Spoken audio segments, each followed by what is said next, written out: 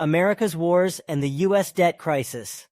To surmount the debt crisis, America needs to stop feeding the military-industrial complex, the most powerful lobby in Washington. By Jeffrey D. Sachs. In the year 2000, the U.S. government debt was $3.5 trillion, equal to 35% of the gross domestic product (GDP). By 2022, the debt was $24 trillion, equal to 95% of GDP. The U.S. debt is soaring, hence America's current debt crisis. Yet both Republicans and Democrats are missing the solution: stopping America's wars of choice and slashing military outlays. Suppose the government's debt had remained at a modest 35% of GDP, as in 2000. Today's debt would be $9 billion as opposed to $24 trillion. Why did the U.S. government incur the excess $15 trillion in debt? The single biggest answer is the U.S. government's addiction to war and military spending. According to the Watson Institute at Brown University, the cost of U.S. wars from fiscal year 2001 to fiscal year 2022 amounted to a whopping $8 trillion, more than half of the extra $15 trillion in debt. The other $7 trillion arose roughly equally from budget deficits caused by the 2008 financial crisis and the COVID-19 pandemic. Facing down the military-industrial lobby is the vital first step to putting America's fiscal house in order to surmount the debt crisis. America needs to stop feeding the military-industrial complex (MIC), the most powerful lobby in Washington. As President Dwight D. Eisenhower famously warned on January 17, 1961, in the councils of government, we must guard against the acquisition of unwarranted influence, whether sought or unsought, by the military-industrial complex. The potential for the disastrous rise of misplaced power exists and will persist. Since 2000, the MIC led the U.S. into disastrous wars of choice in Afghanistan, Iraq, Syria, Libya, and now Ukraine. The military-industrial complex long ago adopted a winning political strategy by ensuring that the military budget reaches into every congressional district. The Congressional Research Service recently reminded Congress that defense spending touches every member of Congress's district through pay and benefits for military service members and retirees, economic and environmental impact of installations, and procurement of weapons systems and parts from local industry, among other activities. Only a brave member of Congress would vote against the military industry lobby, yet bravery is certainly no hallmark of Congress. America's annual military spending is now around $900 billion, roughly 40% of the world's total, and greater than the next 10 countries combined. U.S. military spending in 2022 was triple that of China.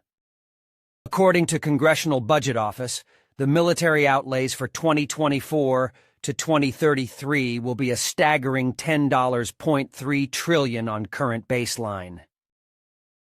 A quarter or more of that could be avoided by ending America's wars of choice, closing down many of America's 800 or so military bases around the world, and negotiating new arms control agreements with China and Russia.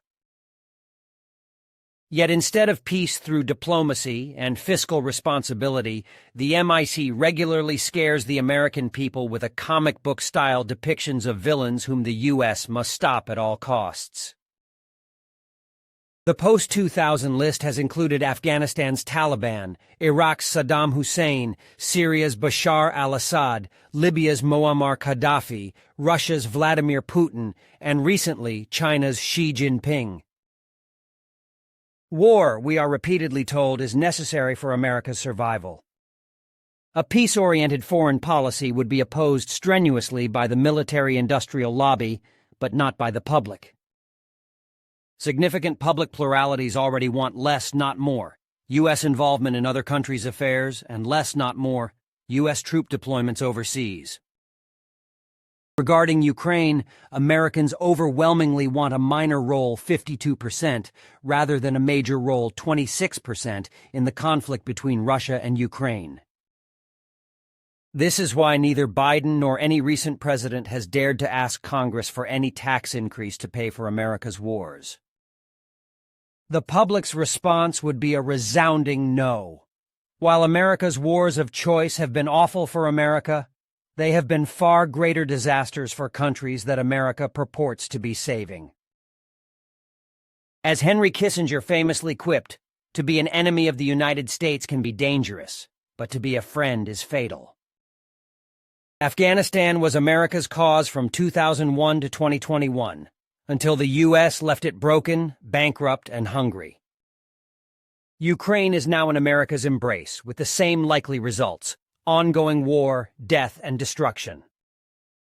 The military budget could be cut prudently and deeply if the U.S. replaced its wars of choice and arms races with real diplomacy and arms agreements. If presidents and members of Congress had only heeded the warnings of top American diplomats such as William Burns, the U.S. ambassador to Russia in 2008, and now CIA director, the U.S. would have protected Ukraine's security through diplomacy, agreeing with Russia that the U.S. would not expand NATO into Ukraine if Russia also kept its military out of Ukraine. Yet relentless NATO expansion is a favorite cause of the mic. New NATO members are major customers of U.S. armaments. The U.S. has also unilaterally abandoned key arms control agreements. In 2002, the U.S. unilaterally walked out of the Anti-Ballistic Missile Treaty. And rather than promote nuclear disarmament, as the U.S. and other nuclear powers are required to do under Article 6, the Nuclear Non-Proliferation Treaty, the military-industrial complex has sold Congress on plans to spend more than $600 billion by 2030 to modernize the U.S. nuclear arsenal. Now the MIC is talking up the prospect of war with China over Taiwan. The drumbeats of war with China are stoking the military budget, yet war with China is easily avoidable if the U.S. adheres to the One China policy that properly underpins U.S.-China relations. Such a war should be unthinkable. More than bankrupting the U.S., it could end the world. Military spending is not the only budget challenge. Aging and rising healthcare costs add to the fiscal woes. According to the Congressional Budget Office, debt will reach 185% of GDP by 2052 if current policies remain unchanged. Healthcare costs should be capped while taxes on the rich should be raised. Yet facing down the military-industrial lobby is the vital first step to putting America's fiscal house in order, needed to save the U.S. and possibly the world from America's perverse lobby-driven politics.